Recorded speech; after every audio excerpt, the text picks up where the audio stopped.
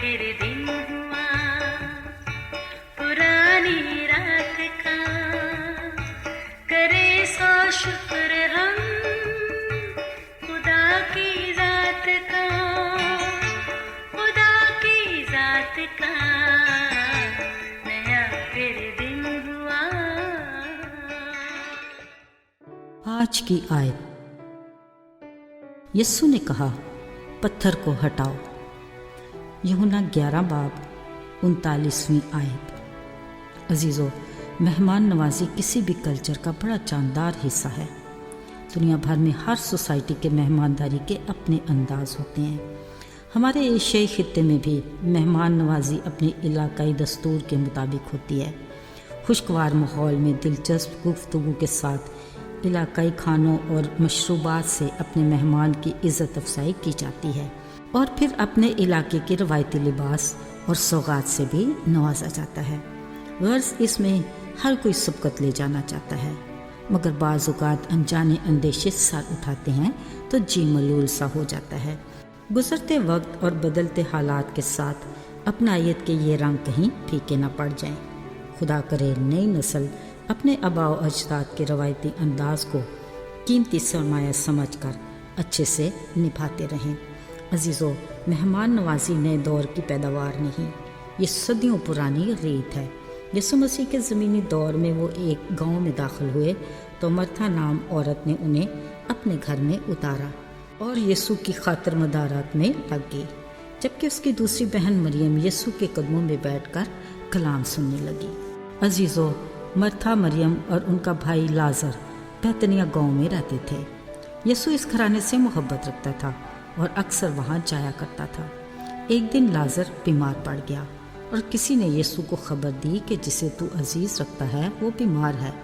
ये सुनकर भी यीशु ने 2 दिन के बाद शागिर्दों से कहा, लाजर सो गया है, मैं उसे जगाने जाता हूँ। ये बात शागिर्दों के लिए बड़ी हैरान कुन थी।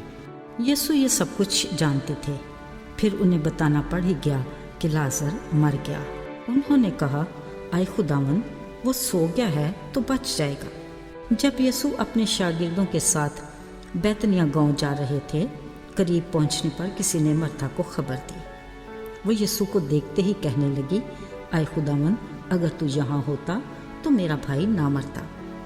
यीशु से मिलने पर मरियम के भी यही जज्बात थे। यीशु ने कहा, मुझे वहाँ कब्र पर ले चलो। इस मौका पर यीशु के आंसू बहे तो यहूदियों को एहसास हुआ कि लाजर यीशु को कितना अजीज था। वो नहायत रंजीदा कब्र तक आए। वो एक गार था जिस पर पत्थर धरा था। जैसे ही यीशु ने कहा, पत्थर को हटाओ, मरियम बोली, आए खुदावन, उसको मरे 4 दिन हो गए, अब तो उसमें से बदबू आ रही होगी। उन्होंने उसे तसल्ली दी और कहा, ईमान रखोगी तो खुदा का जलाल देखोगी। जब कब्र से पत्थर हटाया गया, यीशु ने आंखें उठाकर कहा, आए बाप, तेरा शुक्र हो कि तूने मेरी सुन ली। चाहता हूँ कि आसपास खड़े लोग ईमान लाएं कि तूने ही मुझे भेजा है। फिर बुलंद आवाज़ से यीशु ने पुकारा, आए लाजर निकल आ। जो मर गया था वो कफन से हाथ पांव बंधे निकल आया। उसका चेहरा रुमाल से लिपटा था। यीशु ने कहा, इसे खोलकर जाने दो। अजीज़ों, लाजर की बीमारी, मौत और जिंदा होना, ये सब कुछ यीशु के प्लान में था, जिसका मकसद बाप के नाम को जलाल देना, कुछ का ईमान लाना और बाकी लोगों के ईमान की मजबूती मकसूद था। यीशु के मौज़ात की फहरिस्त बहुत तवील है। गौरतलब बात यह है कि शिफा पाने की आरजू करने वालों को उन्होंने कुछ करने को कहा, कोड़ियों को काहिन के पास जाने को कहा, अंधे के मट्टी लगाकर धोने को कहा, पानी को मैं बनाने से पहले पानी भरने को कहा।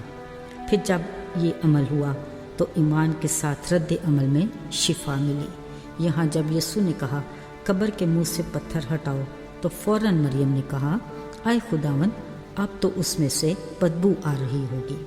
ज़रा सोचिए, अगर इसी मायूसी में कब्र से पत्थर ना हटाया जाता तो क्या मुमकिन था कि लाजर एक नई ज़िंदगी के साथ बाहर आ सकता? अजीज़ों, आज भी हमारी ज़िंदगियों में जिस्मानी और रूहानी मौजज़ात हो सकते हैं, मगर हमने अपनी बरक़ात के दरवाज़ों को अनापरस्ती, खुद गर्जी हसद के पत्थरों से बंद कर रखा है। याद रखिए, जब तक हम इन पत्थरों को ईमान के साथ खुदा के हुक्म से आजिज़ी, खाकसारी, हलीमी से पीछे नहीं हटाते, हम शिफा और हमेशा की ज़िंदगी और उसकी बरकत नहीं पा सकते। यीशु का फरमान है, मेरी तरफ रजू लाओगे तो मैं तुम्हारी तरफ रजू करूँगा, मुझे पुकारोगे तो मैं जवाब दूँगा, मुझे ढूंढोगे तो पाओगे। खुदा मुबारक हो जो हर रोज़ हमारी सुनता और जवाब देता है। आइए दुआ करें। आए बाप, हम तेरे शुक्रगुजार हैं कि जब भी हम तुझे पुकारते हैं तू जवाब देता है, क्योंकि तू जिंदा है। आए बाप, हम कमज़ोर हैं, हमें कुव्वत दे कि हम उन तमाम पत्थरों को हटा सकें जो हमारी शिफा और हमेशा की ज़िंदगी की बरकत में रुकावट हैं। यीशु के नाम से मांगते हैं, आमीन।